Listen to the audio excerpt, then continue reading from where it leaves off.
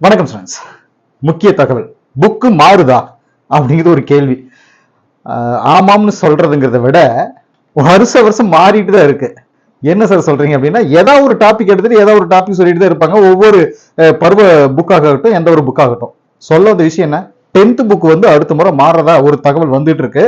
அப்படியே மாறினாலும் 10th book அடுத்த முறை தான் வரும். வந்தாலும் நெட்ல ஃபர்ஸ்ட் எடுத்துட்டு அதுக்கு அடுத்த வருஷம் தான் புக் வந்து ஆக்டிவேட், அதாவது செயல்முறைக்கு வரும். இப்ப இந்த வருஷத்துக்குள்ள நடக்கக்கூடிய எந்த ஒரு எக்ஸாமுக்குமே இந்த புது புக்குடைய கண்டென்ட் வரதுக்கு வாய்ப்பே இல்லை. அதனால நீங்க தைரியமாக இருக்கலாம். குறிப்பா டெட் எக்ஸாம் நடக்க போகுது. அந்த என்ன சொல்றது, அதுல சந்தேகம் உங்களுக்கு வருது அப்படின்றப்போ உங்களுக்கு ப்ரூஃப்காக சில விஷயங்கள் நான் காட்டியிருக்கேன். கவர்மெண்ட்ல இப்ப கொடுத்த ஒரு டேட் என்ன அப்படின்னு பாத்தீங்கன்னா, செகண்டரி கிரேட் டீச்சர்ஸ் அப்படின்னு சொல்லக்கூடிய அந்த எஸ்ஜிடி எக்ஸாம் வந்து நமக்கு ஏற்கனவே கொடுத்துருக்காங்க. இந்த எக்ஸாம் கரெக்டா முதல்ல நடந்திருக்கா அப்படின்னு சொல்லிட்டு பாத்தீங்கன்னா, இந்த செகண்டரி கிரேட் டீச்சர்ஸ் இந்த எக்ஸாம் இருக்கு இல்லைங்களா.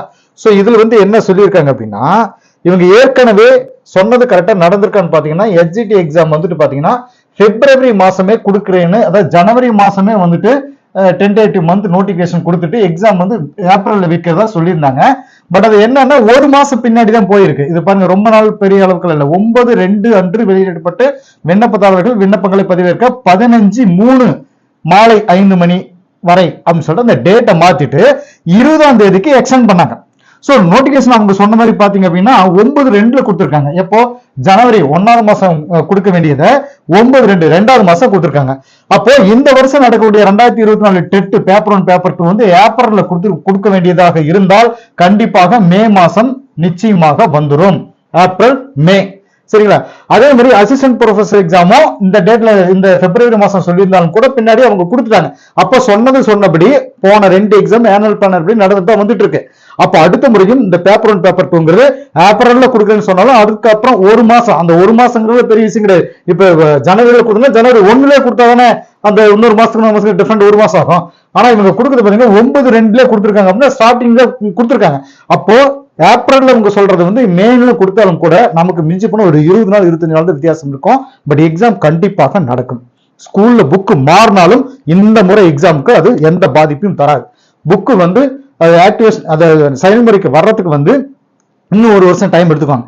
எப்பவுமே வந்துட்டு ஃபர்ஸ்ட் இந்த வருஷம் நம்ம புக்கை வந்து நெட்ல கொடுக்குறாங்கன்னு வச்சுக்கோங்க. அது 10th மட்டும் மாறதா வந்து சொல்லியிருந்தாங்க. 10th புக் வந்து மாத்தி கொடுக்குறாங்கன்னு சொல்லியிருந்தாங்க. அதுல இன்னைக்கு வரைக்குமே எங்கேயுமே நம்பகமான தகவல் வரல. அதனால நீங்க வந்து நிறைய ஸ்டூடெண்ட் இதை ஃபோன் பண்ணி கேட்டிருந்தாங்க, அடுத்த முறை புக் மாறுதே அப்படின்னு சொல்லி கேட்டிருந்தாங்க. அப்படிங்கிறத இந்த விளக்கத்தை நான் கொடுக்குறேன். கண்டிப்பாக புக்கு மாறினாலும் கூட அது அடுத்த வருஷத்துக்கு இல்லை, அதுக்கு அடுத்த வருஷம் தான் வரும். அதனால நீங்க தைரியமாக நீங்க டெட்டுக்கு படிக்கலாம். டெட் எக்ஸாம் கண்டிப்பாக வரும். அதுவும் பாருங்க மிக விரைவில் ஆச்சு. இப்ப ஏப்ரல் 1 இன்னைக்கு தேதி வந்து பாத்தீங்கன்னா ஏப்ரல் 1. இவங்க தேதிப்படி இந்த மாசமே நோட்டிபிகேஷன் கொடுத்தாலும் கொடுக்கலனாலும் மே மாசம் அப்படிங்கிறப்ப ஸ்டார்டிங்ல நமக்கு வந்துடும். ரொம்ப நாளாலும் நமக்கு கிடையாது. ஜூலை அப்படிங்கிறப்ப ஆகஸ்ட்ல எக்ஸாம் வந்துடும். நாட்கள் மிக மிக குறைவாக தான் இருக்கு.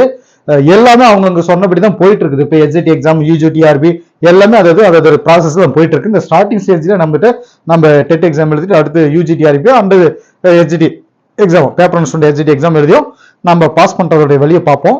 அதனால நம்ம எப்பவுமே நம்ம கடமையை நம்ம பாட்டுக்கு நம்ம செஞ்சுட்டு தான் இருக்கணும். நம்ம கடமையை நம்ம செய்யாம இருக்கும் பொழுதுதான் நாம் வந்துட்டு எதுக்காக ஒண்ணு பயந்துட்டு இருக்கணும்.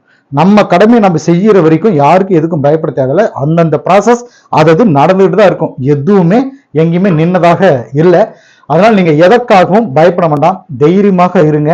ஒரு பிரச்சனை வருது அப்படின்னா கழுகு மாதிரி யோசிங்க. கழுகு என்ன பண்ணும் அப்படின்னா, இப்ப மழை வந்துட்டு இருக்கு அப்படின்னா அந்த கழுகு என்ன பண்ணும்னா, அந்த மழையில நனைஞ்சிட்டோ இல்லை எங்கேயாவது ஓடி போய் ஒளியறதோ பார்க்காது. அந்த மழை வருதுன்னா அந்த மேகத்துக்கு மேல போய் பறந்துட்டு இருக்கும். எங்க மழை பெய்யுது பார்த்துக்கலாம், புரியுங்களா. சோ அந்த மாதிரி நமக்கு ஒரு பிரச்சனை வருது அப்படின்னா அந்த பிரச்சனையை வச்சு நம்ம உள்ளுக்குள்ள போயிட்டு எங்க ஓடி போய் ஒழிக்கலாம், அந்த பிரச்சனை எப்படி சால்வ் பண்ணலாம், இல்லை கொடை பிடிச்சிக்கலாம், தேவையே இல்லை.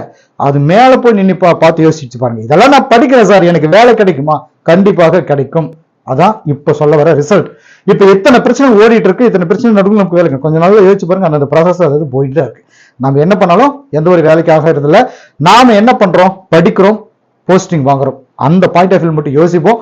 வேற எந்த சலன பேச்சுக்களுக்கும் நம்ம இடம் கொடுக்க வேண்டாம், சரிங்களா.